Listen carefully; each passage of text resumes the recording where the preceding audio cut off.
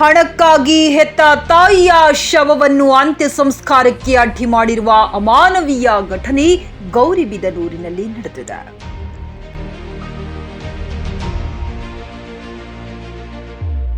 ಹೌದು, ಗೌರಿಬಿದನೂರು ತಾಲೂಕಿನ ದೊಡ್ಡ ಕುರುಗೋಡು ಗ್ರಾಮದ ಅನಂತಕ್ಕ ಎಂಬ ವೃದ್ಧ ಮಹಿಳೆ ಕಡಗತ್ತೂರಿನ ತನ್ನ ಮೊಮ್ಮಗಳ ಮನೆಯಲ್ಲಿ ವಯೋಸಹಜ ಕಾಯಿಲೆಯಿಂದ ಮೃತಪಟ್ಟಿರುತ್ತಾಳೆ. ಅನಂತಕ್ಕನ ಮೃತದೇಹವನ್ನು ಸ್ವಂತ ಊರಾದ ದೊಡ್ಡ ಕುರುಗೋಡಿಗೆ ಅಂತ್ಯ ಸಂಸ್ಕಾರ ಮಾಡಲು ತನ್ನ ಮೊಮ್ಮಗಳಾದ ಶಾಂತಮ್ಮ ತೆಗೆದುಕೊಂಡು ಬಂದಿದ್ದಾರೆ.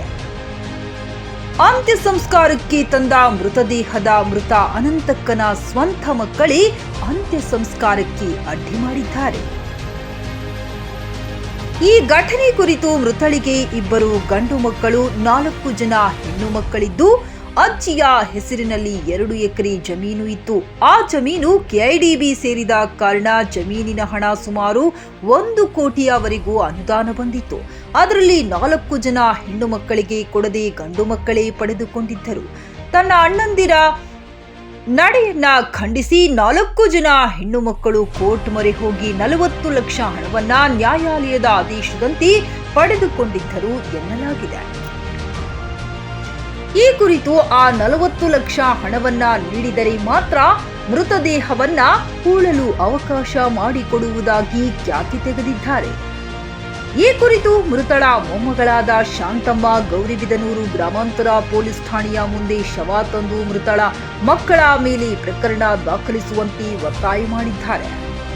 ಘಟನೆ ತಿಳಿದು ಸ್ಥಳಕ್ಕೆ ಗೌರಿಬಿದನೂರು ತಹಶೀಲ್ದಾರ್ ಮಹೇಶ್ ಪತ್ರಿ ಭೇಟಿ ನೀಡಿ ಮಕ್ಕಳ ಮಧ್ಯ ಸಂಧಾನ ಮಾಡಿ ಅನಂತಕ್ಕ ಮೃತದೇಹವನ್ನ ಹೂಳಲು ಅವಕಾಶ ಕಲ್ಪಿಸಿ ಕೊಟ್ಟಿದ್ದಾರೆ. ವರದಿ ಹರೀಶ್, ಆರ್ ನ್ಯೂಸ್ ಕನ್ನಡ. ಕೊಟ್ಟಿಲ್ಲ ಸರ್, ಹೆಣ್ಮಕ್ಳಿಗೆ ₹1 ಸಮೇತ ಕೊಡಲಿಲ್ಲ. ಇವ್ರು ದುಡ್ಡು ಬಂದಿರೋದು ತಿಳಿಸಿಲ್ಲ. ಆದ್ರೆ ನಮ್ಮ ಚಿಕ್ಕಮ್ಮಂದ್ರು ಕೆಡಿಬಿ ಹೋಗಿ ಅಲ್ಲಿ ಎಲ್ಲ ವಿಚಾರಿಸ್ಕೊಂಡು ದುಡ್ಡು ಬಂದಿದೆ ಅಂದ್ಮೇಲೆ ನಮಗೂ ಭಾಗ ಬೇಕು, ಅಜ್ಜಿ ದುಡ್ಡು ನಮಗೂ ಅಧಿಕಾರ ಇದೆ ಅಂತ ಕೇಳಿದ್ರು.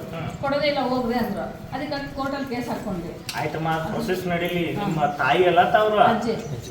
ನಿಮ್ಮ ಅಜ್ಜಿನ ತಾಯಿನ? ಅಜ್ಜಿ ಸರ್. ನಮ್ಮ ತಾಯಿ. ನಿಮ್ ತಾಯಿ. ಈಗ ನಿಮ್ ತಾಯಿನ ಮಣ್ಣು ಮಾಡಕ್ ಯಾರು ತೊಂದರೆ ಕೊಡ್ತಾ ಇದ್ದಾರೆ? ಮಾವಂದ್ರು ಸರ್. ಏನಂತ ಅವ್ರ ಸಮಸ್ಯೆ? ಜಾಗ ಕೊಡಲ್ವಂತೆ ಸರ್, ದುಡ್ಡು ಕೊಡ್ಬೇಕಂತೆ ಅವ್ರಿಗೆ. ಅಜ್ಜಿ ಹಾಕೊಂಡಿಲ್ಲ, ದುಡ್ಡು ಕೊಟ್ರೆ ಜಾಗ ಕೊಡ್ತಾರಂತೆ. ಯಾವ ಜಾಗ? ಅಜ್ಜಿಗೆ ಮಣ್ಣು ಮಾಡೋ ಜಾಗ. ಒಂದು JCB ತರ್ಸ ಇದೆ.